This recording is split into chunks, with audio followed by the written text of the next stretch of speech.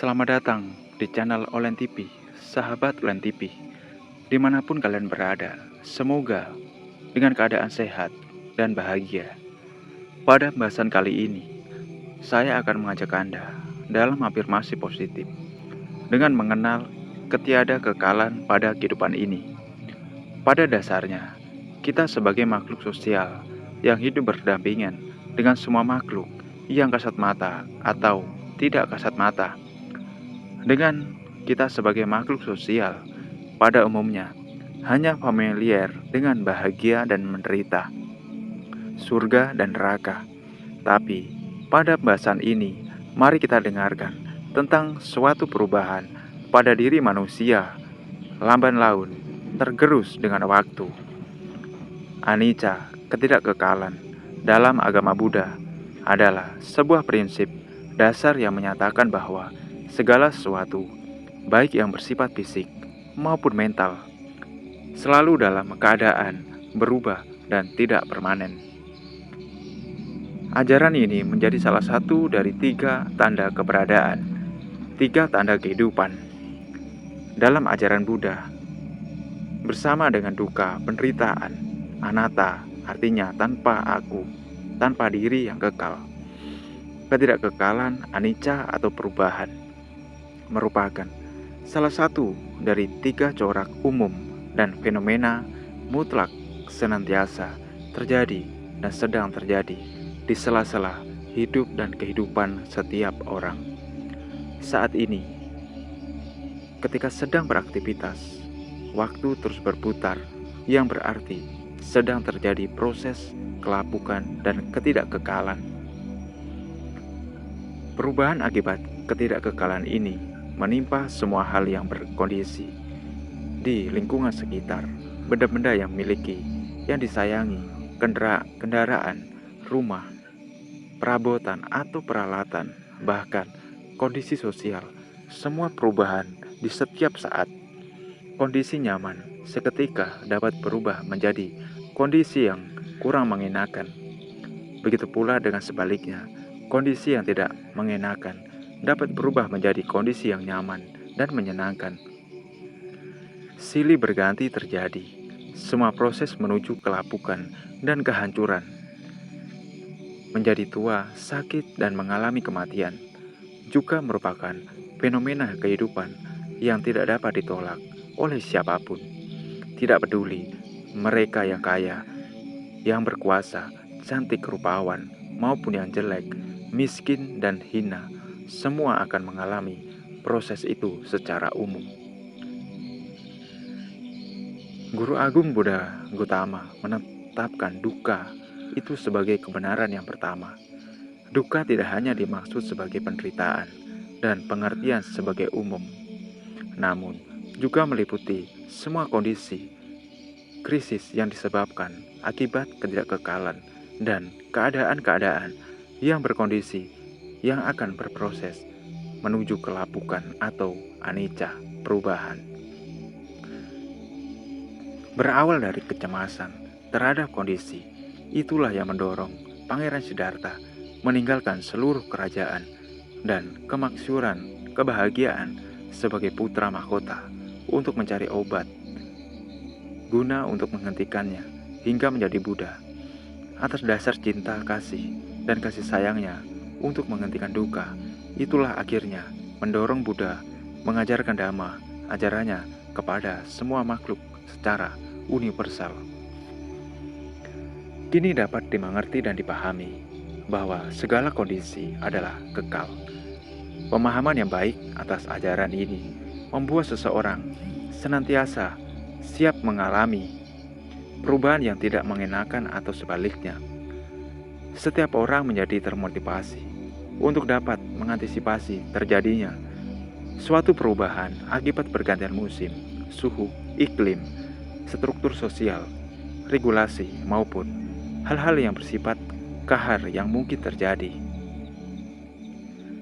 Mereka lalu ikut aktif dalam upaya mengantisipasi kemungkinan terjadinya gelombang COVID seperti tahun lalu, COVID-19, di akhir tahun dengan mengurangi dan menahan diri untuk tidak bepergian dan merayakan liburan akhir tahun. Kita tetap patuh melaksanakan protokol kesehatan agar terhindar dari wabah yang mungkin akan menyerang kembali. Inilah pentingnya ajaran tentang hukum perubahan. Berikut penjelasan lebih detail tentang suatu perubahan pada ketidakkekalan pada kehidupan ini. Yang pertama, perubahan yang konstan. Ajaran agama Buddha mengajarkan bahwa semua fenomena di alam semesta, termasuk semua makhluk, alam fisik, dan bahkan pikiran tidak pernah menetap dalam satu keadaan. Perubahan ini terjadi terus-menerus, baik secara halus maupun signifikan. Sebagai contohnya, kehidupan manusia mengalami siklus lahir, tua, sakit, dan mengalami kematian, yang merupakan contoh nyata dari perubahan atau anicca, atau suatu perubahan yang semua mengalami. Perubahan ini juga terjadi pada level yang lebih mendasar, seperti perubahan dalam persepsi dan pikiran seseorang. Kenapa dikatakan persepsi? Dalam pikiran manusia sebagai contoh dasar manusia memiliki pikiran melekat. Contohnya, si Agus memiliki keinginan untuk membeli mobil, dan kemudian si Agus dalam 1 jam kemudian memiliki keinginan lagi untuk membeli rumah baru. Inilah contoh konkret yang singkat dalam pikiran manusia yang selalu berubah setiap detiknya. Ini yang dinamakan dengan segala sesuatu yang ketidakkekalan yang terjadi di setiap insan atau manusia. Oleh karena itu, hendaknya bisa mengontrol diri agar tidak terhanyut dalam nafsu keinginan. Yang kedua, hubungan dengan duka atau penderitaan. Perubahan yang erat kaitannya dengan duka atau penderitaan ini. Karena ketidakkekalan ini menjadi sumber dari penderitaan ketika seseorang melekat pada hal yang tidak kekal, maka ketika hal tersebut berubah atau hilang, ia akan mengalami penderitaan, mengalami anicca atau perubahan, dan melepaskan diri dari melekat pada hal-hal yang tidak kekal adalah langkah penting untuk mencapai kebebasan dari penderitaan. Sebagai contohnya, dalam kehidupan manusia, sulit untuk dipungkiri adalah cinta dan kasih sayang. Seperti kita mengalami suatu kejadian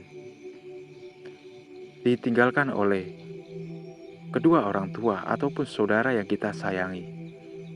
Memang terbilang sulit, namun inilah siklus dari perubahan yang terjadi. Semua makhluk mengalami kelahiran, tua, sakit, dan kematian. Inilah hukum alam semesta yang terjadi. Gimana caranya kita menyikapi semua itu? Dengan cara melepaskan atau mengikhlaskan, dan kita doakan semoga para mendiang terlahir di alam yang bahagia, dan pada bahasa umumnya adalah semoga almarhum diterima di sisinya dengan segala amalan yang ia perbuat di masa hidupnya. Yang ketiga, anicca sebagai ciri kehidupan. Ini merupakan ciri khas kehidupan di alam semesta, termasuk kehidupan manusia. Ketidakkekalan ini tidak hanya berlaku untuk makhluk hidup, tetapi juga makhluk untuk fisik, lingkungan, dan sekitar kita. Sebagai contoh, gunung berisi pohon yang harus dilindungi, mengurangi penebangan pohon liar untuk ekosistem alam agar tetap terjaga dengan baik. Dengan segala isi gunung, hewan, atau pepohonan yang harus kita jaga dengan baik, ini bisa membantu kesejukan alam semesta. Dengan alam semesta terjaga, maka dunia akan tersenyum melindungi kita semua sebagai manusia. Jika kita tidak memikirkan alam semesta, maka alam akan marah kepada kita. Sebagai contoh, gunung berapi, meleduk, gunung longsor, gempa bumi, dan kondisi cuaca panas karena tidak ada penjaga alam semesta. Ini sebagai contoh dasar yang sering terjadi kepada manusia. Yang keempat, anicca dalam praktek spiritual yang sulit dilakukan oleh manusia. Anicca digunakan dalam praktek meditasi dalam ajaran Buddha, seperti meditasi dalam agama Buddha yaitu ada meditasi Vipassana Bhawana dan Samanta Bhawana untuk mengamati perubahan dalam pikiran dan tubuh. Di sini meditasi bukan untuk mencari kekayaan atau hal yang mistik yang kalian pikirkan, namun di sini meditasi ala ajaran Buddha adalah meditasi Vipassana Bhawana. Ini mengamati suatu perubahan tubuh dari ujung kepala sampai kaki. Kita dapat mengamati gerak napas naik turunnya napas kita yang harus kita amati. Ini sebagai dasar latihan dalam ajaran Buddha. Setelah mampu mempraktekkan semua mengenai meditasi Vipassana Bhawana, ini sedikit demi sedikit kilesa atau kekotoran batin akan terkikis karena kita mampu mengamati semua fenomena yang terjadi dalam kehidupan kita sehari-hari. Apa itu yang terjadi kehidupan kita? Untuk mengikis keserakahan, kebodohan, ketidaktahuan dalam diri manusia. Dengan mengamati perubahan secara langsung, secara dapat mengalami anicca atau perubahan secara berlebihan dan praktekkan melepaskan dari kemelekatan pada diri kita manusia.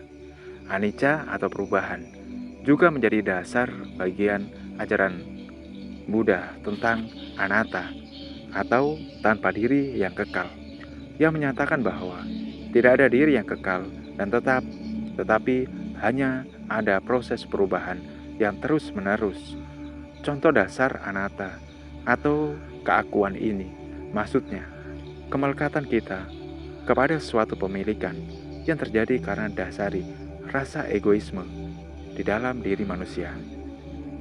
Misalnya, ini rumahku, ini uangku, ini harta kekayaanku, semua pakai aku.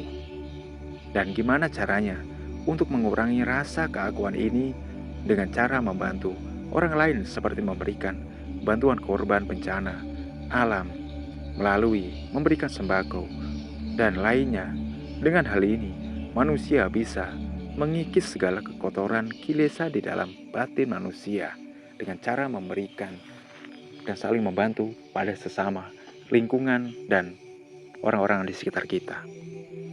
Sebagai kata penutup atau sebagai penyampaian ucapan terakhir kepada sahabat LNTP, sebagai akhir pemahaman atas hukum perubahan ini, sangat baik merenungkan kata-kata bijak ketika seseorang sedang terpuruk dan menderita, serta orang lain tidak mau tahu sesungguhnya, membuat orang itu sedang belajar tentang ketegaran.